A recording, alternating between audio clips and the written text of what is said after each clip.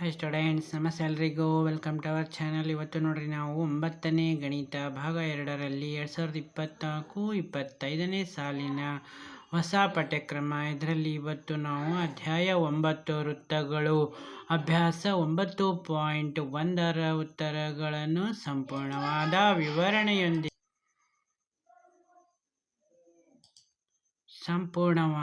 ವಿವರಣೆಯೊಂದಿಗೆ ಇಂದು ನಾವು ನೋಡೋಣ.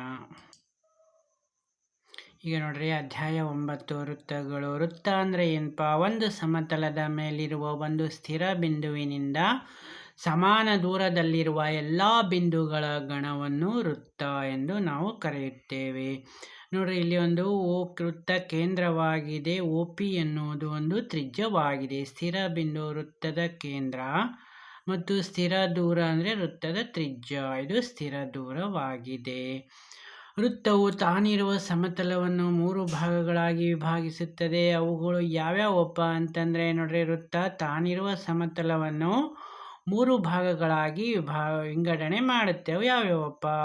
ವೃತ್ತದ ಒಳಭಾಗ ಅಥವಾ ವೃತ್ತದ ಆಂತರಿಕ ಭಾಗ. ಒಂದನೇದು ವೃತ್ತದ ಒಳಭಾಗ ಅಥವಾ ಆಂತರಿಕ ಭಾಗ. ನೆಕ್ಸ್ಟ್ ಎರಡನೇದು ನೋಡ್ರಿ, ವೃತ್ತ ಮತ್ತು ಎರಡನೇದು ವೃತ್ತ. ಓಕೆನಾ? ಟೋಟಲಿ ವೃತ್ತ.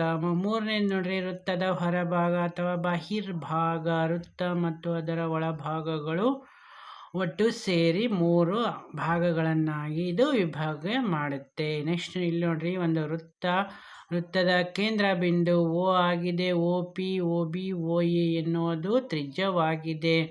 ಇಲ್ಲಿ ನೋಡ್ರಿ, AB ಎನ್ನುವುದು ಒಂದು ವ್ಯಾಸ.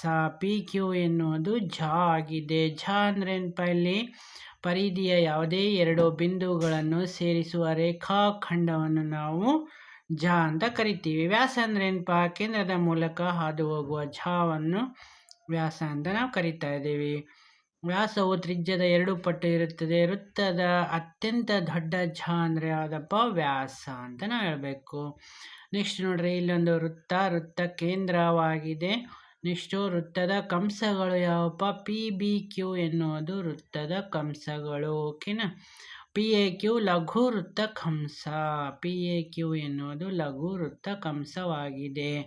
ನೆಕ್ಸ್ಟ್ ನೋಡ್ರಿ, APB ಲಘು ವೃತ್ತಖಂಡ. AQB ಎನ್ನುವುದು ಲಘು ವೃತ್ತಖಂಡ. ನೆಕ್ಸ್ಟ್ ಅಧಿಕ ತ್ರಿಜ್ಯಾಂತರ ಖಂಡ ಇದು ಆಗಿದೆ. ಇದು ಲಘು ತ್ರಿಜ್ಯಾಂತರ ಖಂಡವಾಗಿದೆ. ನೆಕ್ಸ್ಟ್ ನೋಡ್ರಿ,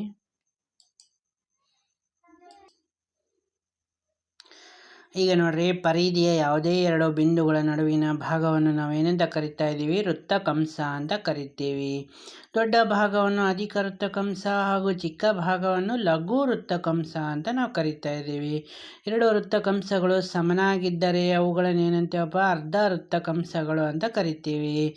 ನೆಕ್ಸ್ಟ್ ನೋಡ್ರಿ, ವೃತ್ತದ ಪೂರ್ಣ ಭಾಗವನ್ನು ನಾವು ಪರಿಧಿ ಅಂತ ಕರಿತಾ ಇದ್ದೀವಿ. ಝ ಮತ್ತು ಪರಿಧಿಯ ನಡುವಿನ ಆವೃತ್ತ ಭಾಗವನ್ನು ವೃತ್ತಖಂಡ ಎನ್ನುವರು. ನೆಕ್ಸ್ಟ್ ನೋಡ್ರಿ, ಲಘು ವೃತ್ತ ಕಂಸದಿಂದ ಆವೃತವಾದ ಭಾಗವನ್ನು ಲಘು ವೃತ್ತಖಂಡ ಅಂತ ನಾವು ಕರಿತೀವಿ. ಅಧಿಕ ವೃತ್ತ ಕಂಸದಿಂದ ಆವೃತವಾದ ಭಾಗವನ್ನು ಅಧಿಕ ವೃತ್ತಖಂಡ ಅಂತ ನಾವು ಕರಿತಾ ಇದ್ದೀವಿ ಎನ್ನುವರು. ನೆಕ್ಸ್ಟ್ ನೋಡ್ರಿ, 2 ತ್ರಿಜ್ಯ ಮತ್ತು ಕಂಸಗಳಿಂದ ಆವರಿಸಲ್ಪಟ್ಟ ಭಾಗವೇ ತ್ರಿಜ್ಯಾಂತರ ಖಂಡ. ನೆಕ್ಸ್ಟ್ ನೋಡ್ರಿ,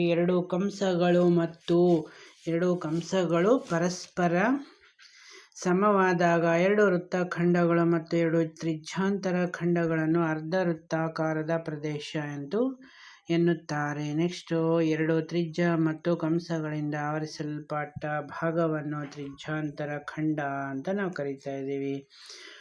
ವೃತ್ತದ ಮೇಲಿನ ಒಂದು ಬಿಂದುವಿನಲ್ಲಿ ಝದಿಂದ ಉಂಟಾದ ಕೋನ. ವೃತ್ತದ ಮೇಲಿನ ಒಂದು ಬಿಂದುವಿನಲ್ಲಿ ಝದಿಂದ ಉಂಟಾದ ಕೋನಗಳನ್ನು ನಾವು ಈಗ ನೋಡೋಣ. ಕೋನ AQB ಮತ್ತು ಕೋನ APBಗಳು ಕ್ರಮವಾಗಿ AB ಝದಿಂದಾಗಿ P ಮತ್ತು Q ಬಿಂದುಗಳಲ್ಲಿ ಅಧಿಕ ಕಂಸ ಮತ್ತು ಲಘು ಕಂಸಗಳಲ್ಲಿ ಏರ್ಪಟ್ಟ ಕೋನಗಳು ಆಗಿವೆ. ನೆಕ್ಸ್ಟ್ ನೋಡ್ರಿ, ಕೋನ AOBಯು AB ಝದಿಂದ ಕೇಂದ್ರ O ನಲ್ಲಿ ಉಂಟಾದ ಕೋನವಾಗಿದೆ. ಪ್ರಮೇಯ 9.1 ವೃತ್ತದಲ್ಲಿ ಸಮನಾದ ಝಗಳು ಕೇಂದ್ರದಲ್ಲಿ ಸಮನಾದ ಕೋನಗಳನ್ನು ಉಂಟು ಮಾಡುತ್ತವೆ. ನೆಕ್ಸ್ಟ್ ನೋಡ್ರಿ, ಅಭ್ಯಾಸ 9.1 ನೋಡೋಣ. ಎರಡು ವೃತ್ತಗಳು ಸಮನಾದ ತ್ರಿಜ್ಯಗಳನ್ನು ಹೊಂದಿದ್ದರೆ ಅವುಗಳು ಸರ್ವಸಮ ಎಂಬುದನ್ನು ಸ್ಮರಿಸಿಕೊಳ್ಳಿ. ಸರ್ವಸಮ ವೃತ್ತಗಳ ಸಮಜಾಗಳು ವೃತ್ತ ಕೇಂದ್ರದಲ್ಲಿ ಸಮನಾದ ಕೋನಗಳನ್ನು ಉಂಟು ಮಾಡುತ್ತವೆ ಎಂದು ಸಾಧಿಸಿ ಅಂತ ಇವಾಗ ನಮಗೆ ಕ್ವಶನ್ ಇದೆ. ಇಲ್ಲಿ ಎರಡು ವೃತ್ತಗಳು ಸಮನಾದ ತ್ರಿಜ್ಯಗಳನ್ನು ಹೊಂದಿದ್ದಾವೆ. ಓಕೆನಾ, ಎರಡು ವೃತ್ತಗಳು ಸಮನಾದ ತ್ರಿಜ್ಯವನ್ನು ಹೊಂದಿದ್ದಾವೆ, ಅವುಗಳು ಸರ್ವಸಮ ಎಂಬುದನ್ನು ನಮಗೆ ಗೊತ್ತಿದೆ. ಇವಾಗ ಸರ್ವಸಮ ವೃತ್ತಗಳ ಸಮಜಾಗಳು ವೃತ್ತ ಕೇಂದ್ರದಲ್ಲಿ ಸಮಾನವಾದ ಕೋನಗಳನ್ನು ಉಂಟು ಮಾಡ್ತಾ ಇದ್ದಾವೆ ಅಂತ ನೋಡೋಣ. ಸಾಧನೆ ನೋಡ್ರಿ, ತ್ರಿಭುಜ OAB ಮತ್ತು ತ್ರಿಭುಜ PMNಗಳಲ್ಲಿ ಮತ್ತು PMNಗಳಲ್ಲಿ AB MN ಸರ್ವಸಮ ಜಾಗಗಳು. OA PM ಮತ್ತು OB PN. ಓಕೆನಾ, ಸರ್ವಸಮ ವೃತ್ತದ ತ್ರಿಜ್ಯಗಳು. ಆದ್ದರಿಂದ ತ್ರಿಭುಜ OAB ಸರ್ವಸಮ ತ್ರಿಭುಜ PMN. OAB ಸರ್ವಸಮ PMN ಆಗಿದೆ. ಯಾಕಪ್ಪ ಅಂತಂದರೆ ಅಂದರೆ ಬಾಹು ಸಿದ್ಧಾಂತದ ಪ್ರಕಾರ ಕೋನ AOB ಕೋನ MPN ಸರ್ವಸಮ ತ್ರಿಭುಜದ ಅನುರೂಪ ಬಾಹುಗಳು. ನೆಕ್ಸ್ಟ್ ಎರಡನೇ ಪ್ರಶ್ನೆ ನೋಡ್ರಿ, ಸರ್ವಸಮ ವೃತ್ತಗಳ ಜಾಗಗಳು ಕೇಂದ್ರದಲ್ಲಿ ಸಮನಾದ ಕೋನಗಳನ್ನು ಉಂಟು ಮಾಡಿದರೆ ಆ ಜಾಗಗಳು ಪರಸ್ಪರ ಸಮ ಎಂದು ಸಾಧಿಸಿ ಅಂತ ಕೇಳಿದ್ದಾನೆ. ಇಲ್ಲಿ ಎರಡು ಸಮವೃತ್ತಗಳ ಜಾಗಗಳು ಕೇಂದ್ರದಲ್ಲಿ ಸಮಾನ ಕೋನಗಳನ್ನು ಉಂಟು ಮಾಡ್ತಾ ಇದ್ದಾವೆ. ಸಾಧನೆ ನೋಡ್ರಿ,